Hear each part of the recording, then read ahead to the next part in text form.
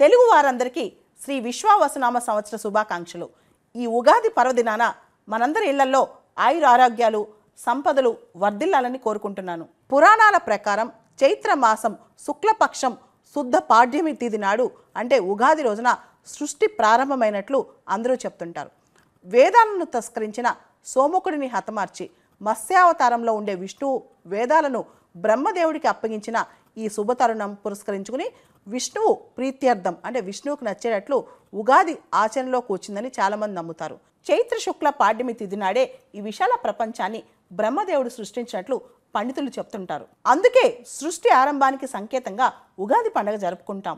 ఉగాది పండుగ రోజున శిశిర ఋతువుకి వీడ్కోలు పలికి వసంత ఋతువుకు స్వాగతం పలుకుతాం. ఈ సమయంలోనే చెట్లు చిగురిస్తాయి, కోయిలలు రాగాలు కూస్తాయి. అంతేకాదు ఈ సమయంలోనే తెలుగువారు కొత్త పండగ కొత్త సంవత్సరానికి ఆద్యం పలుకుతారు. ఇదే విశిష్టమైన ఉగాది పండుగ. ఈసారి శ్రీ విశ్వావసునామ సంవత్సర ఉగాది శుభాకాంక్షలు అందరికీ కూడా.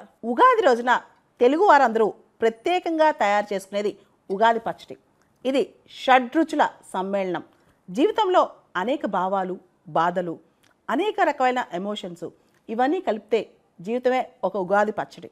అసలు తీపి అంటే హ్యాపీనెస్, సంతోషమైన సమయాలు. అదేవిధంగా చేదు మనం చూస్తే కనుక ఇక్కడ చేదు కూడా తీసుకొస్తాం, వేప పువ్వుని తీసుకొస్తాం అన్నమాట. చేదు అంటే జీవితంలో ఎదురయ్యే చేదు అనుభవాలు. అదే కాకుండా వగరు అంటే ఇప్పుడిప్పుడే మామిడి పూత మామిడి పళ్ళు వస్తుంటాయి, మామిడి కాయలు చిన్న చిన్నవి. దానిలో వగరు అంటే జీవితంలో ఎదురవబోయే సవాళ్ళు అన్నమాట.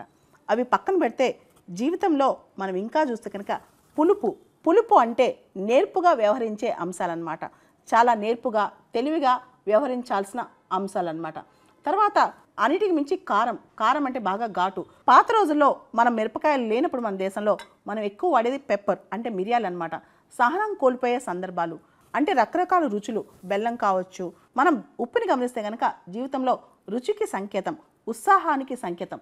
దీనిలో బెల్లం అంటే తీపికి ఆనందానికి సంకేతం. ఉప్పు అంటే జీవితంలో ఉత్సాహం రుచికి సంకేతం.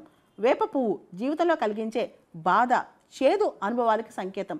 చింతపండు అంటే పులుపు నేర్పుగా వ్యవహరించాలని అర్థం అన్నమాట. పచ్చి మామిడి ముక్కలు అన్నమాట. వగరు కొత్త సవాళ్ళు అంటే జీవితం ఎప్పుడు కొత్త ఛాలెంజెస్తో ముందుకెళ్లాలని. ఈ అన్ని రుచుల షడ్రుచుల సమ్మేళనమే ఉగాది పచ్చడి.